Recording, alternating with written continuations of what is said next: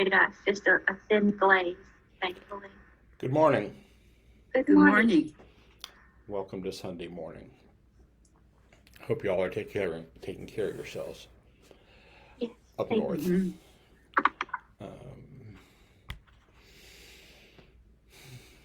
Today we're going to talk about taking refuge, which is a concept that I really like.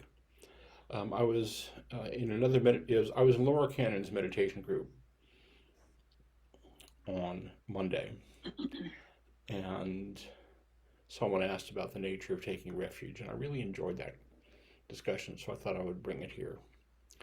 And speaking of Laura Cannon's meditation group, I will be leading her group on Monday the 14th while she is on vacation.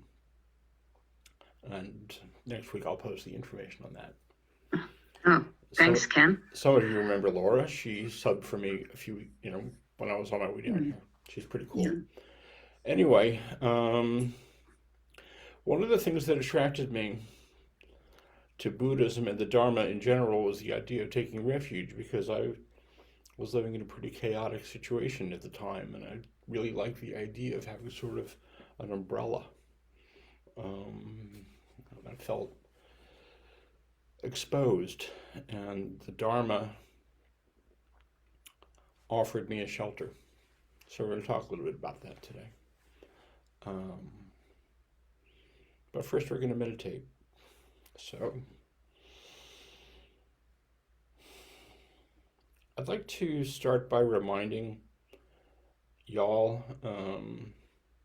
of the simplicity of this practice. One of the things I like about Vipassana as a meditation style is how simple it is.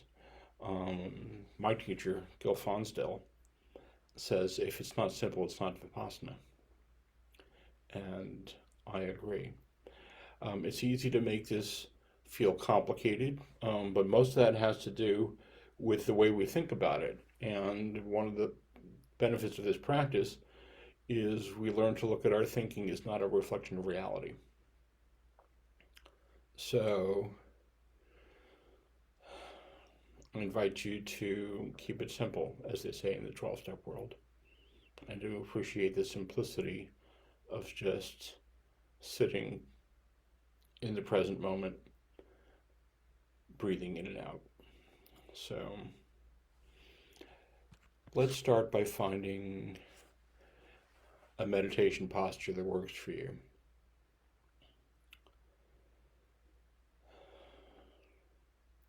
I think posture is important, and coming to a meditation posture is important, because it tells us, we tell our body, we tell our mind that we are entering into something, as opposed to our just regular walking around existence. Now, I get to the point of part of the point of meditation is to bring this out to the world, but when we assume a posture, we are acknowledging that we are beginning this process. And the posture supports us in practicing awareness. So I invite you into a posture that is alert but relaxed.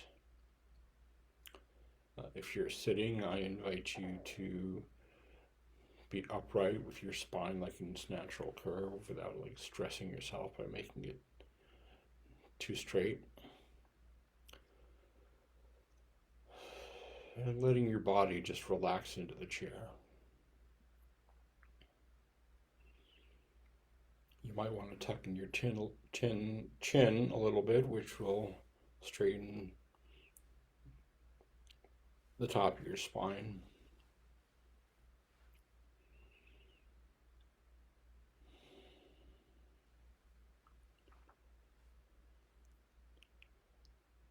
And let's start by bringing our attention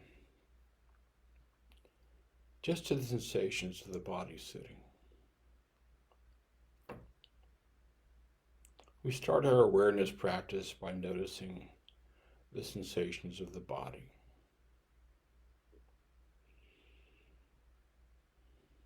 You might notice the sensation of your feet resting on the floor or your legs resting on the floor.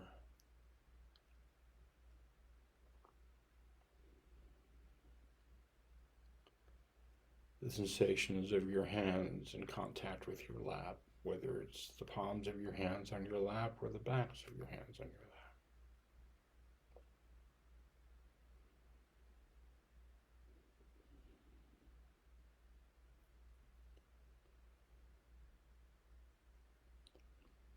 You might notice the sensation of your bottom on the cushion, the temperature of the air in the room.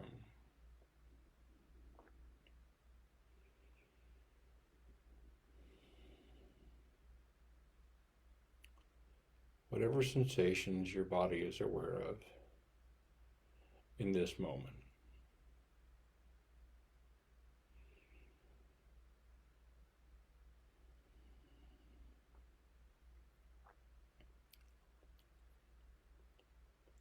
And let's start by taking a few slow, deep breaths into your belly.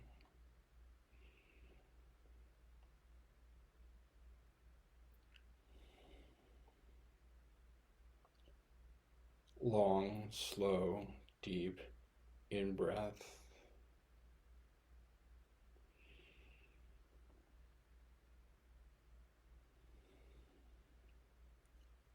And a long, slow, relaxing out-breath.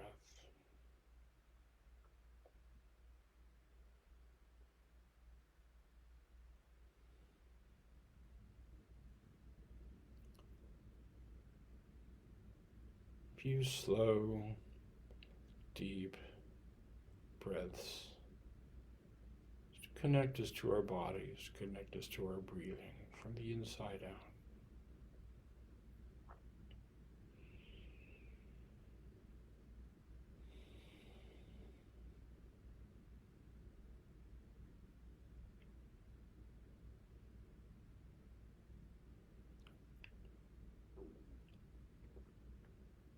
And letting our breathing return to normal.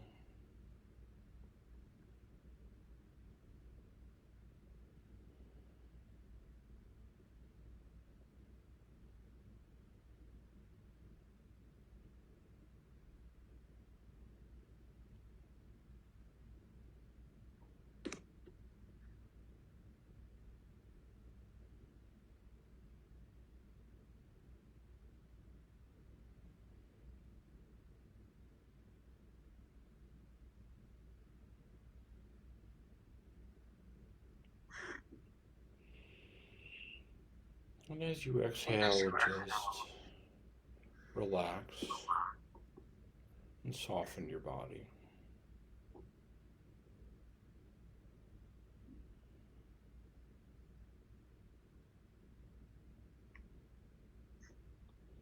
Relaxing the muscles in your face.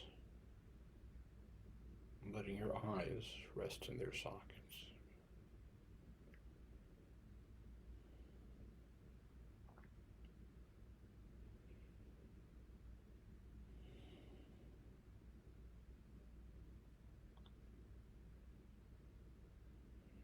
Relaxing your shoulders and your belly.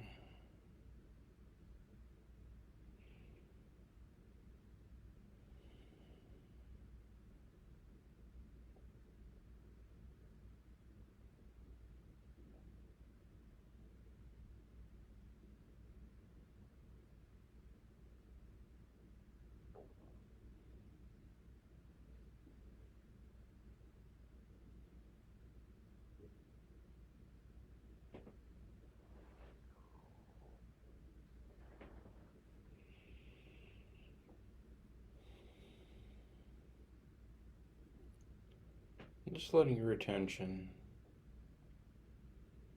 come to the sensations of the body breathing.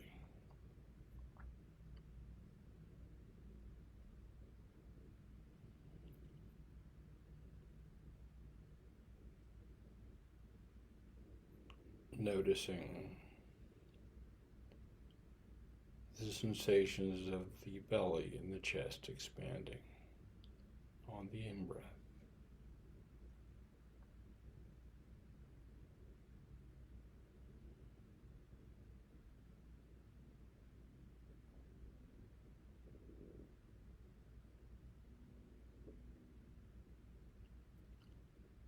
Noticing the sensations of your upper body relaxing.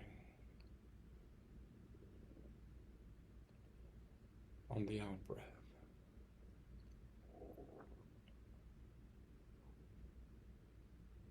Just continuing to rest your awareness and ride the sensations of the body breathing in and out.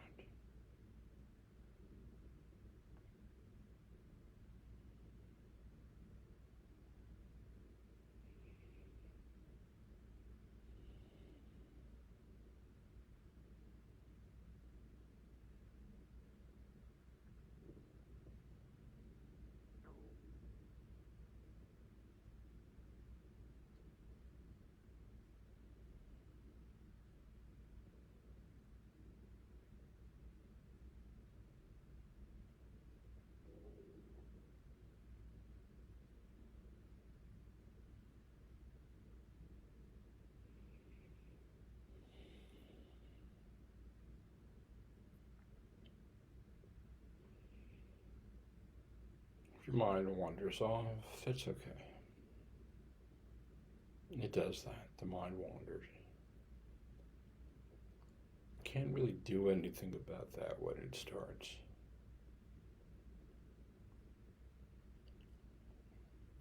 But without getting wrapped up in the content of whatever the thought is, just notice thinking.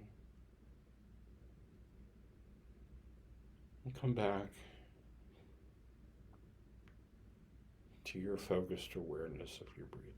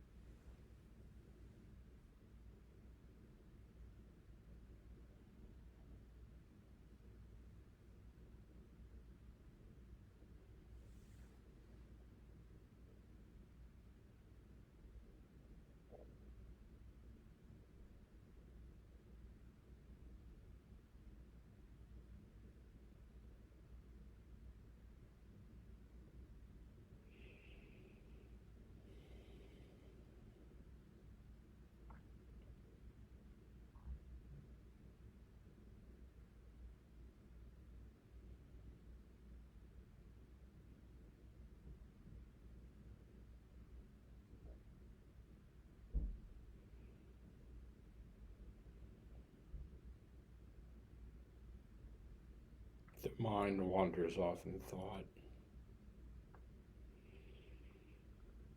just come back to taking refuge in the present moment.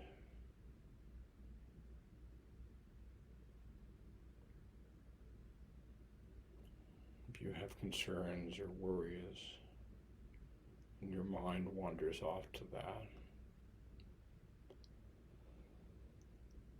just come back to the refuge of breathing in and out in the simplicity and safety of the present moment awareness.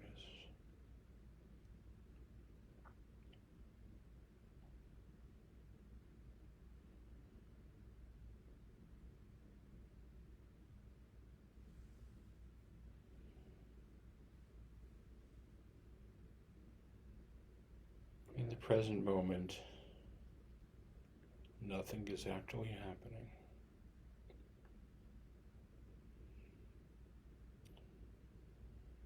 Just you sitting in your body in the simplicity of breathing in and out, and noticing the mind doing whatever thing it does, and coming back to the simplicity of simply breathing in and out.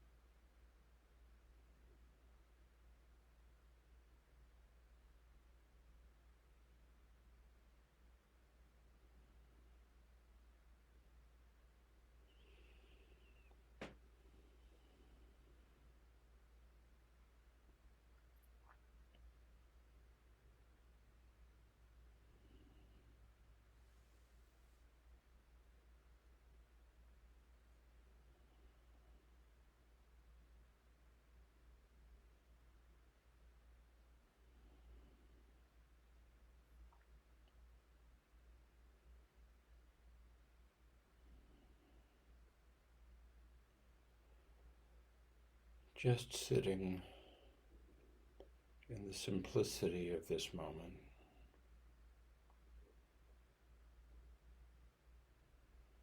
Just breathing in and out.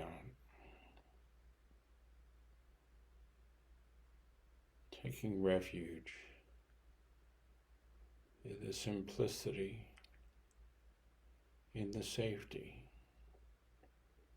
in the calm of the present moment.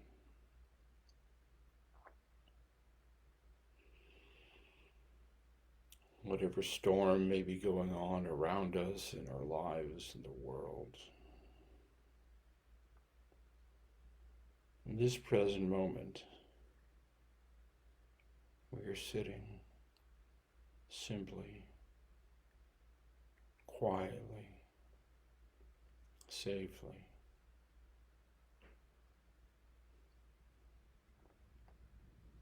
Just breathing in and out.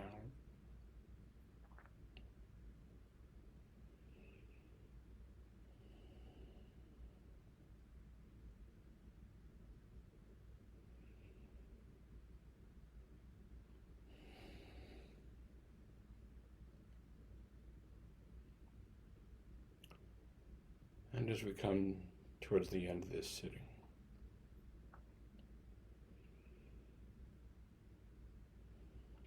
may it be that whatever settledness and calm may have come to us in this practice today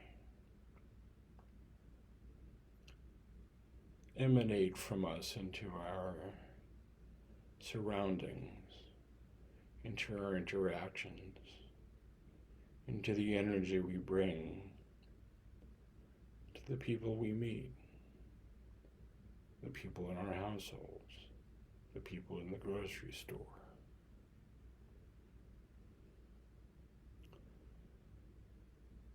And may it be that the benefits of this practice help us view the world through kindness and compassion. And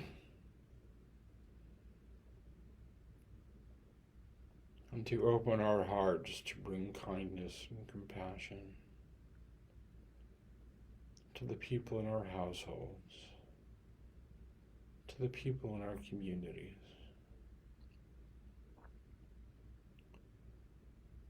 to everywhere we go.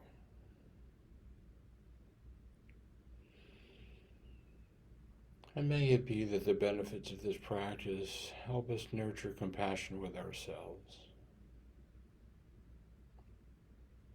so that we can better bring compassion to the world around us.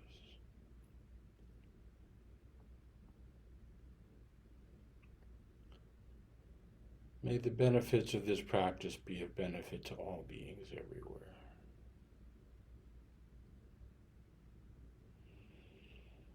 May all beings benefit from the blessings of my life.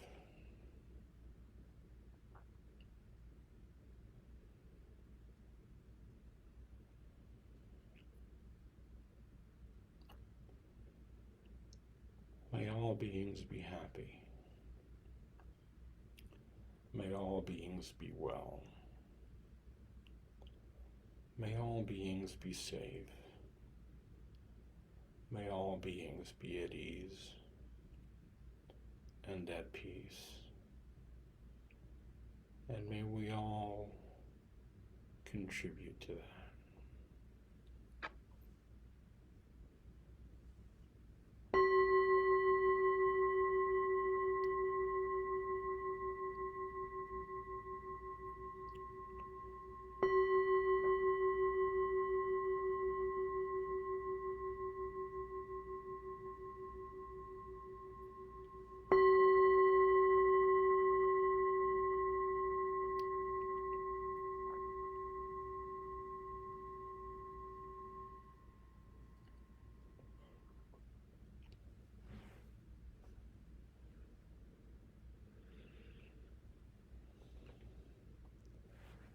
Thank you for your practice.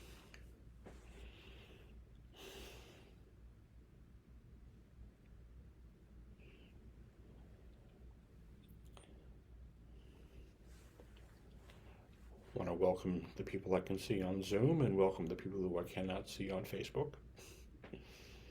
Happy to be here with you this morning. And welcome to the people who may be watching this later on YouTube or on my website.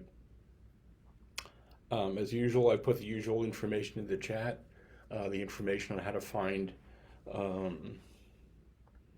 these Zoom sessions, how to find it on Facebook, how to find it on YouTube. And if you feel so moved, how to make a donation if you feel like it. Absolutely no obligation to do that whatsoever. I enjoy doing these talks. They're freely given. So today we're going to talk about refuge. I was in Laura Cannon's group on Monday, and somebody asked a question about refuge and about having difficulty on the path, and does refuge relieve us, or something to that effect.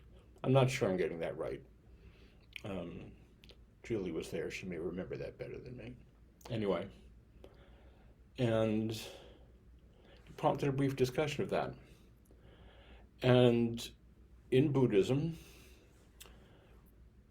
the language of taking refuge, we take refuge in the Buddha, we take refuge in the Dharma, and we take refuge in the Sangha. And what does that mean? I came to the Dharma, I got turned on to the Dharma during a particularly chaotic period in my life. Drifted away from it for a long time and then got sober, which was another particularly chaotic period of my life, and found refuge in the Dharma, the Buddha, the Dharma, and the Sangha. And what it gave me at the time, and still gives me, was a feeling of shelter when I felt unsheltered. Direction, a way to look, a direction in which to look, and a way to look at that direction. So I take refuge from the chaos and from the emotional turmoil and from whatever else is going on. And we live in a somewhat chaotic time. We are still in the midst of the pandemic. I heard someone say the other day, back, a year ago when we were in the midst of the pandemic. Well, we are still in the midst of the pandemic. The political situation is particularly chaotic. The economic situation is stable, but there's stuff going on. We all have stuff in our lives, and Buddha, Dharma, Sangha offer a refuge where we can come to ourselves in the present moment, see what's actually happening, see what's actually possible, and discover ways to relate to all of this that help us be more centered and calm and feel more safe. So, we take refuge in the Buddha. What does that mean? The Buddha's walking down the street with his robe and his bowl, and a man approaches him and says, "Are you a god?" And Buddha says, "No." And the man says, "Are you a man?" And Buddha says, "No." And so the man says, "Well, what are you?" And Buddha says, "I am awake." And in that sense, we take refuge in the Buddha because, to me, the Buddha points to what is possible. The Buddha points to the possibility of awakening. The chances are we are all not going to awaken to the degree that the Buddha did, but we all can. And the awakenings, for most of us, are gradual. We practice this, and he pointed towards the gradual awakening into being okay in a world where there is suffering.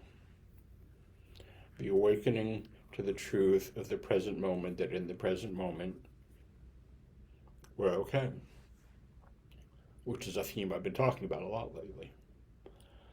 And we can look at his life and where he came from rich opulence to extreme poverty and deprivation to finding the middle way and see what is possible for us in our awakenings and our potential. And that we can go to some extreme places, which he did, and still come back to the middle way. And we can take refuge in that I find reassurance in the possibility of awakening. And for me, at least, it's a gradual awakening. Stephen Levine wrote a really good book on it called A Gradual Awakening. Most of us don't have lightning bolt type spiritual experiences. So we can take refuge in that we can trust that we are capable of awakening. And what are we awakening from? Which brings us to the Dharma, taking refuge in the Dharma. The Dharma simply states that there is a path out of suffering. It started when Buddha enumerated the noble truths of the fact that life includes suffering, or what's been translated, dukkha, which has been translated into suffering or dissatisfaction. To me, it translates into grief. There's a solution to that, and there's a path.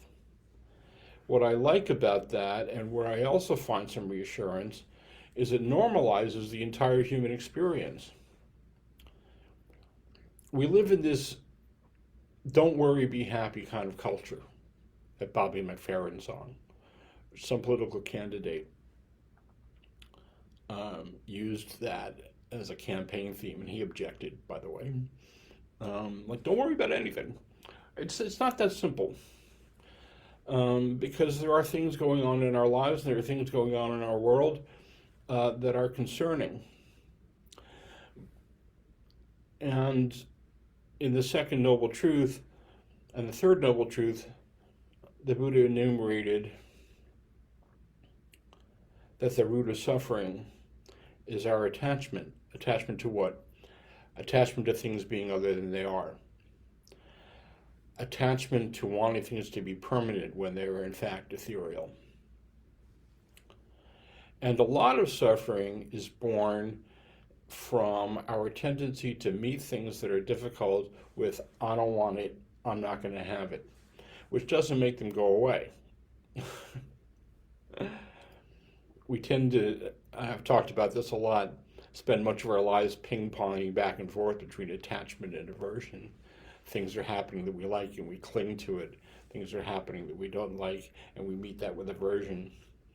And then when it shifts, somehow we find ourselves dissatisfied or grieving or suffering because we want things to be a certain way.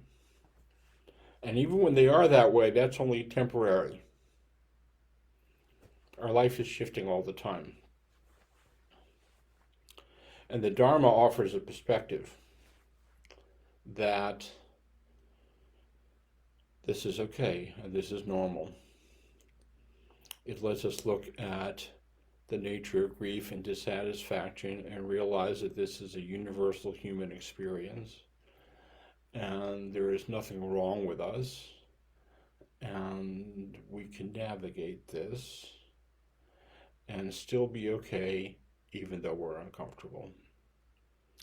It normalizes the process of navigating in a difficult world. And it makes it easier in a sense and makes it no different than it was before in another sense. When I was at Kopan Monastery, there was somebody who met who used to like to say, things are not as they are, nor are they otherwise. I really like that. Because what that says to me, things are not as I attached them to be. They're shifting all the time. And sometimes I feel good. Sometimes I feel something other than good. Sometimes I feel happy. Sometimes I feel anxious. Sometimes I feel sad. Sometimes I feel elated. It's all good. It all comes and goes.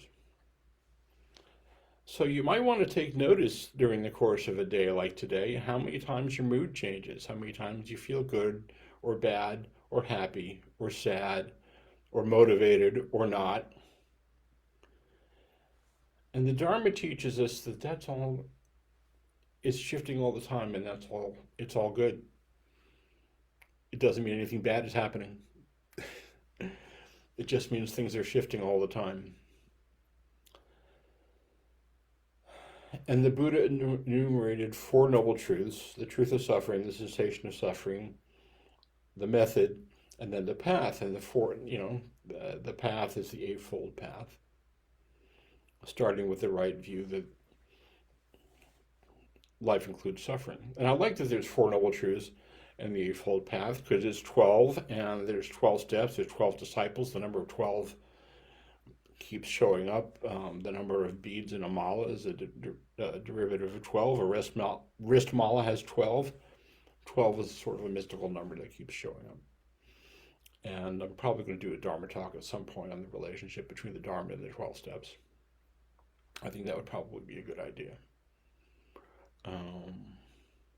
So we take refuge in that. We find reassurance in that things are shifting, and we're shifting with it, and it's hard and confusing, and that's okay. We can relax into that with a certain amount of faith that we're going to be okay, and we're okay now. When I was traveling in India, we were heading towards Lumbini, the birthplace, and we get to this monastery where we think we're supposed to be staying, or we're being told we're supposed to be staying, and they had no idea who we were and what we were doing there. Right? So now John Travis, our guide, and the trip organizer had to scramble and find something to do, some place for us to stay, because we weren't going to be able to stay here, and we're in the middle of nowhere in northern India, the third world, and there was a lot of anxiety in the group. And I sat down next to this woman we were traveling with. I said, "It's going to be okay." She says, "It's okay now." The Dharma reminds us it's okay now. It's just a little difficult from time to time. So we take refuge in the Buddha, which is the potential. And we take refuge in the Dharma, which is the reminder of the path that leads us to being okay with whatever is happening now. And there's a whole other discourse to be made on approval and disapproval. I'm not talking about being okay with social injustice and all of that. I'm talking about we're being okay. We are okay, even in our unokayness. And we take refuge in the Sangha, because community is a basic human need. The Sangha that the Buddha was referring to was the Monastic Sangha, because all of his teachings were delivered to monastics. But he recognized that we cannot travel this path without a community to support us doing it. And this is something that has become just sort of common knowledge that we never talk about. People join churches because of community. The ultimate community might be the 12-step program, which tells you right from the outset, you probably can't do this without a lot of community support. So we take refuge in the Buddha, the Dharma, the Sangha. We take refuge in the community because the community walks us down this path. The community walks down this path with us. The beauty of the 12-step thing is I know I can call anybody I've ever met at a 12-step meeting and say I'm having a hard day, and they show up. I've been able to walk up to anybody at all in a Sangha and say, I'm kind of confused about this point. And we can talk about it. When I was working directly with Gil Fonsdale and really difficult things were happening in my life, he would just say it out loud. Say it to the group. So We can take refuge in the reassurance of knowing that we are not alone, that we are walking down this path with a community of people who support us, and we in turn support them. So I invite you to take refuge in reassurance in knowing that you can awaken, which is what the Buddha pointed us to. And I invite you to take refuge and reassurance in the truth that there is a path to awakening.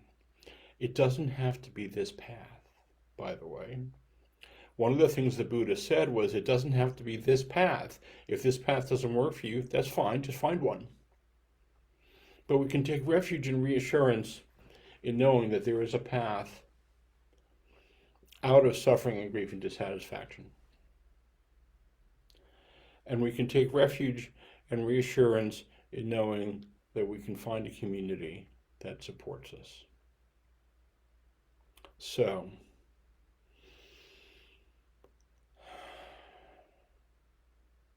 I invite you to be kind and gentle with yourselves and with each other. And I thank you for your kind attention.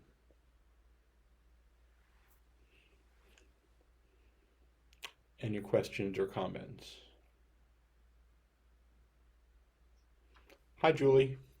Hey, Ken, how you doing?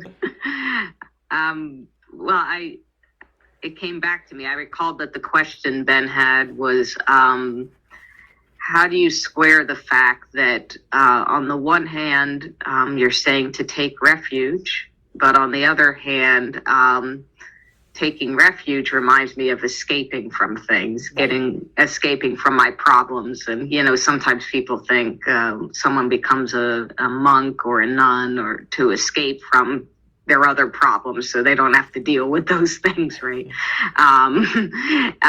Whereas reality, you need to be able to confront those things, acknowledge, if there, like Laura said, if there's a storm going on outside, you might take refuge inside a building, but that doesn't, you shouldn't ignore the fact that there's a storm outside, or pretend it doesn't exist, because at some point you're going to have to go back out into the storm, right?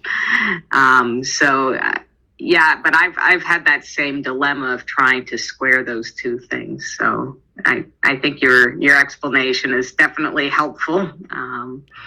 But if there's anything else you could say about that. I went on a retreat with John Travis. John's a really cool teacher. You should check him out. Just Google him. And one of the things he said describing the retreat process is you turn off all the noise on the outside world, and all the noise on the inside world gets louder, right? And I think studying with and working with the Dharma is kind of like that. It makes us confront our inner noise, but it does it in such a way that we have a shelter under which we can sustain it. The process, my niece died. The grief doesn't go away, right? The processing that doesn't go away, but I have a shelter under which I can normalize that process and say, oh, yeah, grief and suffering are part of the normal world. It's raining and a little cool here in Florida. Now, people who live around here think that 55 degrees and raining is an emergency, right? They have no idea, right? It's all my friends in the north are laughing. But we're inside our homes. The difficulties of our lives do not get removed. What can be removed is the way we describe it to ourselves in a way that makes it harder. I went backpacking out onto Aztec Island. This is when I was in college. If you've never been to Aztec Island, it's a 25-mile sandbar out in Chesapeake Bay. It's like one of the most beautiful places in the world. There are wild horses. Don't approach the horses. They're dangerous. And it's just beach, deserted. There's one pipeline that runs all the way through it. It's a water pipe. There's a spigot every 5 miles. You can camp there. And on the day we were going to hike back, it was like cold and raining. And one of the guys we were with kept saying, "Oh man, this is really gonna suck." Right? Just kept going on how hard it was gonna be. And this is a perfect example of what I'm talking about. And finally someone looked at him and said, "Stop saying that. It's only as hard as you say it is." So taking refuge, speaking to your point, doesn't relieve us of all of that. It relieves us of the second arrow. Right? The first arrow is the wound. The second arrow is when we tell ourselves that we're totally screwed up because of the wound. That part is optional. And we can take refuge in reassurance in that we don't have to do that to ourselves. Is that helpful? Did I answer your question? Yeah. I think the problem is some people equate refuge with the word escape, but it's not the same thing. It's actually taking refuge is actually a way of confronting your problems in a more direct way. Mm-hmm. When you try to escape them, that's when you cause yourself more wounds, right? Right. Yeah. Well, Laurie Anderson, anybody familiar with Laurie Anderson, the musician? Language is a virus from outer space. I'd rather hear your name than see your face. Language is a difficult tool to use. Language, at best, points to things.